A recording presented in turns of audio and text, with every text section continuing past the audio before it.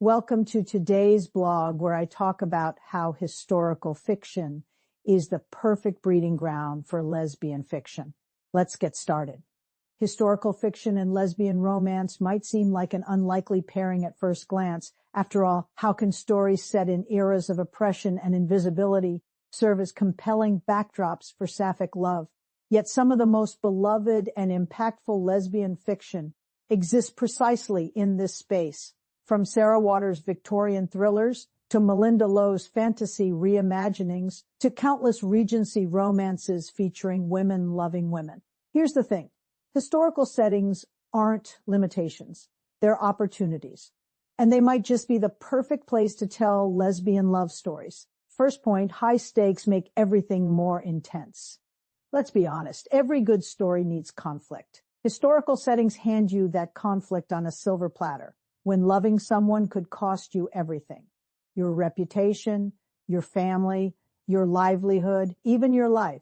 Suddenly, every interaction crackles with tension. A lingering glance across a ballroom, fingers brushing while passing a book, a letter that takes weeks to compose because every word must be carefully chosen in case prying eyes intercept it. I'm not saying contemporary romance lacks stakes, but there's something about forbidden love that makes your heart race. When two women dance together at a Victorian ball, when a lady's maid helps her mistress undress and their hands linger just a moment too long, when wartime nurses share a single bed and wake up intertwined. These moments carry weight because we know what's at risk. The constraints don't diminish the romance, they intensify it. Here's my second point. We're taking back what was stolen from us.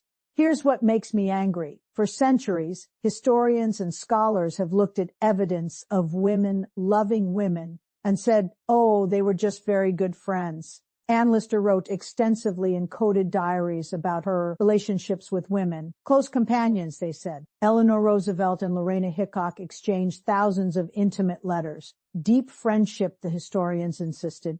Women lived together for decades, shared beds, called each other pet names, and left each other everything in their wills. Spinster roommates, apparently. Historical lesbian fiction says, enough.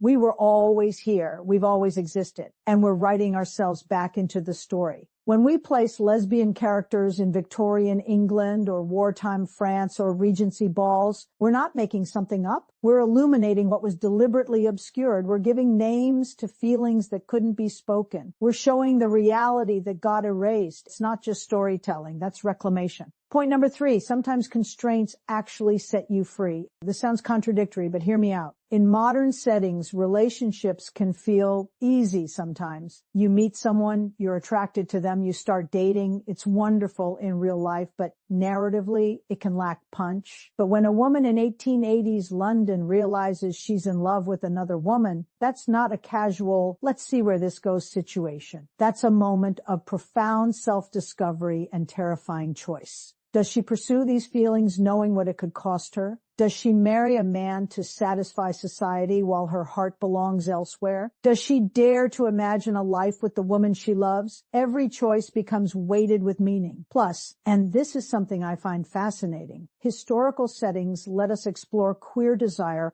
without getting bogged down in modern identity politics. Your Victorian protagonist doesn't need to have a sexuality crisis about labels. She doesn't know the word lesbian might apply to her. She just knows she's in love with her friend, and she has to figure out what to do about it. There's something beautifully pure about that. My fourth point, the settings are just ridiculously romantic. Look, I'm going to say what we're all thinking. There's something inherently swoon-worthy about historical periods. Candlelit ballrooms, handwritten letters sealed with wax, the slow, deliberate intimacy of helping someone out of layers of complicated clothing, the rustle of silk, the scent of lavender sachets, stolen moments in moonlit gardens, the particular tension of sitting properly in a drawing room while your heart is screaming. Contemporary romance has its own appeal, obviously, but historical settings give you built-in atmosphere that makes everything feel more romantic. And here's a practical point. Historical propriety actually creates opportunities for intimacy. Women could share beds without raising eyebrows. A lady needed a companion for travel.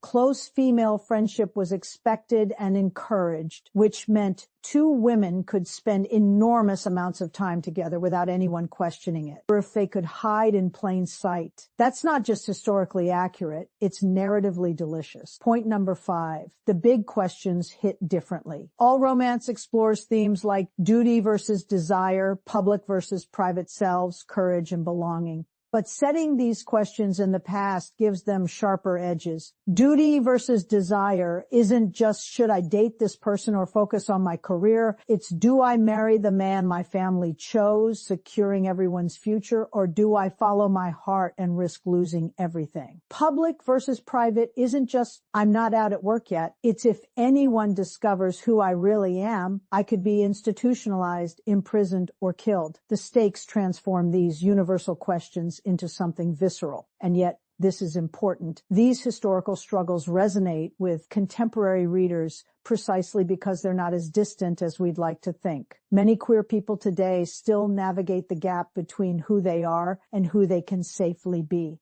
Many still choose between family acceptance and authentic love. Historical fiction lets us explore these themes with both period-specific detail and timeless emotional truth.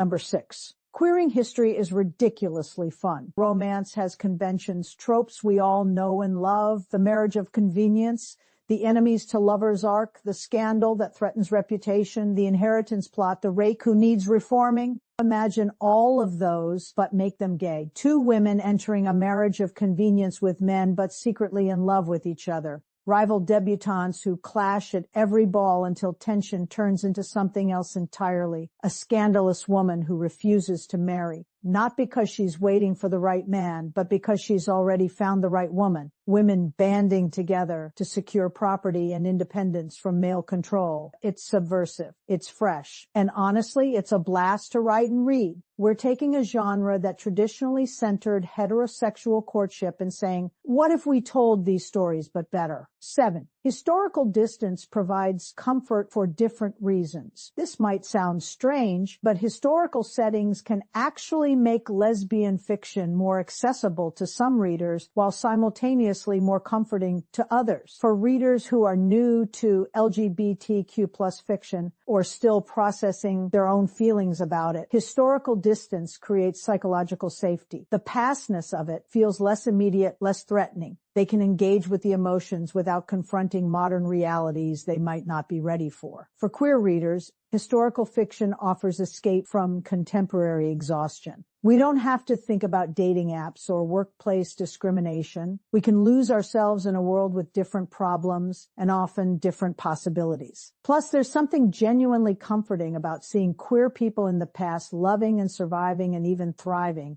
It reminds us we've weathered worse. We've always found ways to love. Happy endings feel revolutionary. Let's talk about the tragic lesbian trope for a minute. For decades, centuries really, stories about women loving women ended badly. Death, madness, separation, a woman coming to her senses and returning to men. The message was always the same. This kind of love leads to suffering. We're done with that narrative. Here's what makes historical lesbian fiction so powerful. When you give queer women happy endings in the past, in eras when we're told happiness was impossible, you're making a radical statement. You're saying we deserved happiness then and we deserve it now. These happy endings can look different depending on the era and context. Maybe two women build a life together as companions. Maybe they run a business together. Maybe they find a community of like-minded women. Maybe they raise children together, or travel the world, or simply grow old in each other's company. The point isn't that historical life was easy for queer women. It wasn't. The point is that our ancestors found joy, they loved, they survived, and when we write those stories, we honor them while also giving contemporary readers the hopeful narratives we need. On to my 9th point. You're teaching people things they never learned. Most people have no idea that Boston marriages were a recognized phenomenon of two women living together as life partners. Women have been cross-dressing to access male spaces and freedoms for centuries. Same-sex desire wasn't always viewed through the same moral lens in every culture and time period. Queer communities and networks existed, even when they had to be secret. Historical lesbian fiction sneaks education into entertainment. Readers finish your book having learned about Anne Lister, or the ladies of Llangollen, or the thriving lesbian culture of 1920s Paris. They understand something new about how women navigated legal and social constraints. This matters. When people understand that queer women have always existed, it becomes much harder to argue that we're somehow unnatural or a modern invention. We're teaching history that schools left out, and we're doing it through stories that people actually want to read. And finally, number 10, the possibilities are endless. Want to write about ancient Sappho's Greece? Go for it. Medieval nuns developing suspiciously intense friendships? Absolutely. Women pirates in the Caribbean? Yes, please. Regency debutantes scandalizing society? Classic 1920s flappers and speakeasies? Perfect. Land girls during World War II? Chef's kiss. Every era offers something different. Different social structures to navigate, different forms of resistance and survival, different aesthetics and atmospheres, different opportunities for character types and plots. You could write historical lesbian fiction your entire career and never run out of settings to explore. A few things to keep in mind. Do actual research. Read primary sources. Understand what was legally possible, what was socially possible, and where the gaps existed that women exploited. Don't just watch Gentleman Jack and call it good, though definitely watch Gentleman Jack. Balance authenticity with accessibility. Your Victorian character shouldn't say, "I'm a lesbian,"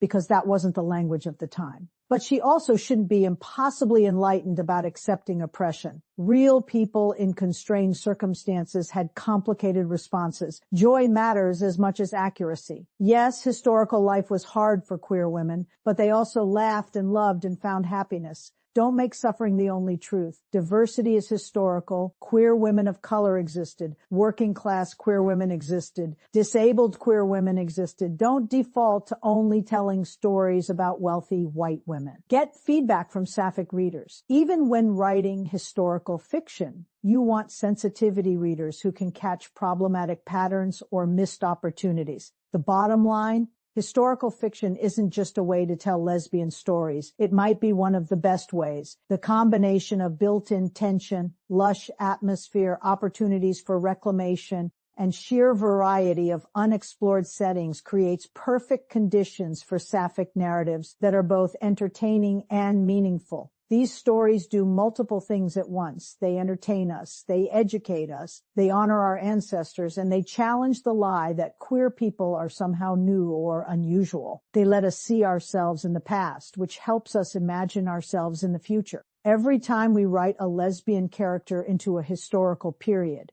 we repainting her into a picture where she was deliberately erased. We're saying, you were here, you were loved, you mattered, and you deserve better than the silence history gave you. We're giving our ancestors the happy endings they should have had. We're telling young queer readers that people like them have always existed. We're creating stories that matter. So pick your era, do your homework, and write those women-loving women in whatever historical setting calls to you. History doesn't belong to straight people. It never did. We're just taking back what was always ours. And honestly, there's something deeply satisfying about that.